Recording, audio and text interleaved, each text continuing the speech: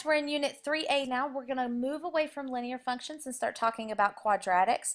You'll find that there's a lot of crossover, but they do look a bit different and operate a little bit differently. This first lesson is going to be some prerequisite knowledge that you need before we get into the business of dealing with quadratics. So let's go ahead and get to it. Hi guys, we're going to be talking about quadratic functions in this unit as well as Unit 3B.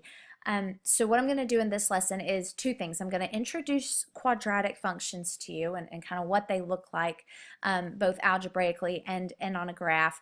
And then we're going to start working on building up a quadratics toolbox. There are going to be several sort of seemingly disconnected topics that we have to cover early on to prepare you to really understand quadratics and to really be able to work fluently with them. So as we work through these and they feel kind of disjointed, just know that it's leading up and preparing you for very specific tasks. All right, so our learning target this time is that I can find the greatest common factor of a set of algebraic terms. So before we get started talking about that, let's go ahead and go to your glossary on page 2, and we're going to fill in just 3 vocabulary terms for this lesson. The first is parabola, and there is an official mathematical definition for the word parabola, but I'm not so much worried about that as I am worried about you just understanding what a parabola looks like when we graph it on the coordinate plane. Okay, so a parabola is something that has a gradual decrease and then it hits a minimum and then starts increasing on the other side to look generally like that. Now you will sometimes see them upside down where it gradually increases and then hits a maximum point or a highest point and then starts going down. Mine's not super pretty, but I'll show you one in the notes as well. So these are parabolas. That's all I wanted to say about that. Now, and when we graph quadratic functions and quadratic equations, you're going to expect to see a shape like this. Just like in the previous units when we graphed linear functions, we saw straight lines, okay? So that's why this is important here. Now, a quadratic equation is an equation of degree 2. Remember way back from Unit 1, that means that the highest term has an exponent of 2. That's what degree 2 means. And it has at most 2 solutions. At most means 2 is the maximum number of solutions, meaning you're going to get 2 answers. You could have 1 solution, you could have no solution, but at most 2, so less than or equal to 2. The quadratic function is just, again, a function of degree 2, which has a graph that turns around once, meaning it looks like a parabola, kind of looks like an umbrella, and again, we said it's called a parabola. So we kind of use these two things interchangeably, although they're a bit different. So let's go ahead and look at the notes. Now, I just told you in the vocabulary that quadratic functions are of second degree. So when I look at this, the highest degree of any of these terms, this term has a degree of 1, this term has a degree of 0, because if you think about if there's an x there, it's got a degree of 0. So this is not quadratic. We shouldn't put an x because that looks like a variable. We'll just say no. This one, the highest term, has a degree of 2. The degree on this one is 1. The degree on this one is 0. So because the term with the highest degree is 2, that means this entire equation has a degree of 2. So this is quadratic. This one, I do have one with the second degree, but my highest degree is 4, which means this is not quadratic because you want the highest degree to be 4. It doesn't necessarily have to have 3 terms like this. It could just have 1 term, it could have 2, but the highest degree has to be that squared on your x. Now, there are so many real-life applications for quadratics, and you are going to get to look at lots of them when we do our applications for the lessons.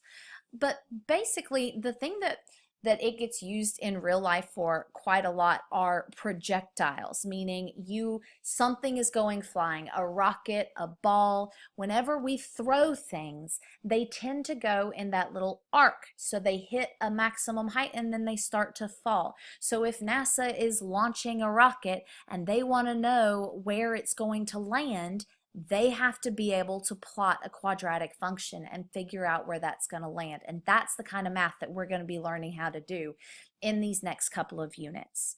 As I said before, here's a nice pretty graph of a parabola. This is what it looks like when you plot it on the coordinate plane. This is your most basic parabolic shape. This is x squared. We call that the parent function. You'll sometimes see that terminology, and that just means this is the function without any extra bells and whistles, without any shrinking or stretching or anything like that. It's just your basic quadratic.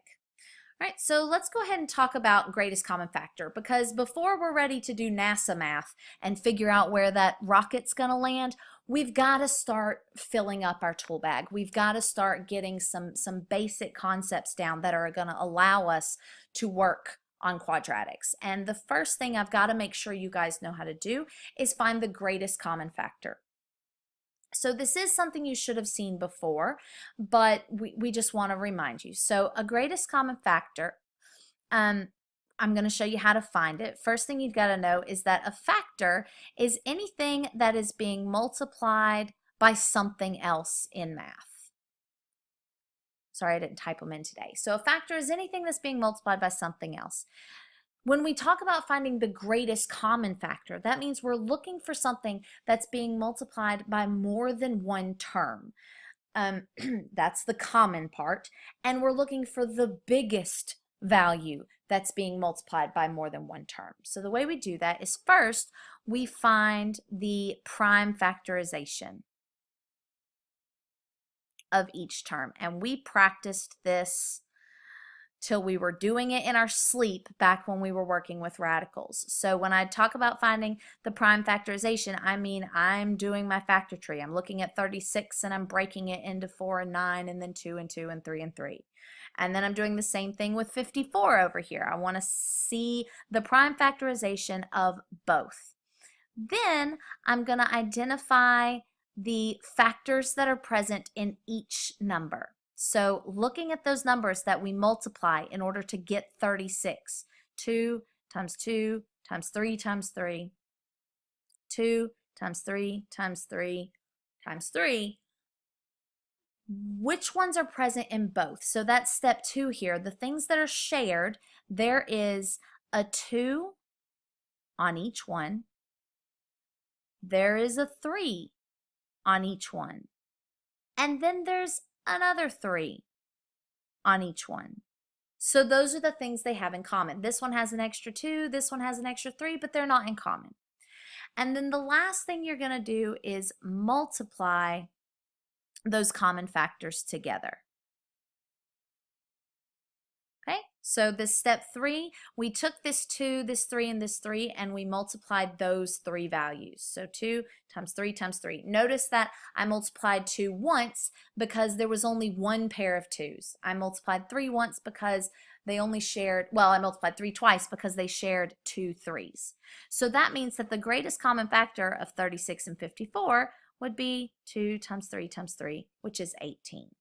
All right, I'm just going to work through a couple of quick examples for you to try and give you some pointers on how best to approach these problems. First of all, and this seems silly, but if you draw yourself a line kind of separating the terms that you're trying to find the GCF of, it will make you a lot more successful because you won't bleed into the separate terms. All right, so remember your first term is, or first step, okay. I'm just going to start this over. All right, I'm going to work through just a couple of examples really quickly to try and give you some pointers on how best to approach these problems. I always start by drawing myself a line because I know that my first step is to do that prime factorization, and we did up here. Having variables in it does not change the process at all. I'm still going to start by finding my prime factorization. So I started by splitting up 12 and v squared. 12 then is 2 and 6, and then my 2 is going to continue down, and 6 becomes 2 and 3. And then don't forget about your variables. V squared breaks up into v times v. Again, you guys done this a million times when we were working with radicals. Over here, my other term, 18v is going to split into 18 and v. and then 18 is 2 and 9. My 2 is prime, so it can come on down. 9 is composite. It breaks up into 3 and 3. And then that V is as far as I can go. The next step then is to go through and identify what we have in common. So what we share. So step 2 is to figure out what all's in common. So I'm going to say both terms have a 2. So we're going to list 2 there. Both terms have a 3. So we've got 3. And also, do not forget about your variables. Just because we don't know what that variable is representing doesn't mean it's not a number. So I've also got a V, just 1, because this one had 2, but this one only had 1. So then the last step is to multiply those together. So step 3 is to say 2 times 3 times V, which will be 2 times 3 is 6 V. And that is my greatest common factor. All right, if you have 3 terms, the process works exactly the same. I'm going to start by splitting my terms up so that I don't let them get mixed up at all. 2x squared splits into 2 and x squared. 2 is prime, so it can't go any farther, but x squared becomes x and x. 6x is going to split into 6 and x, and then 6 is 2 and 3, and your x is just a single x. And then 8 is 4 times 2, and then your 4 is 2 times 2. So you've got 3 2's there. All right. Now, second step, again, is to go through and figure out what all 3 of them this time have in common. So all 3 terms have a 2. So that's going to go down. And no, that's it. Because these 2 both have an x, but 8 does not have an x. So that's not in common. Yeah, that's it. So just the 2, which means the multiplying step, not really necessary because 2 multiplied by itself is, there's nothing to multiply it by. So 2 is my answer and that's it. All right, so sometimes you're going to have big numbers that you're pulling out. Sometimes it's just going to be a 2. Sometimes it might be just a -1 or something like that. But that's really all there is to it. Here's a surprise for you guys. There is not an application for this lesson. So for the first few lessons of this unit, we're giving you a little break. There's not going to be applications. So, try and make some good progress and come to us with any questions. Bye.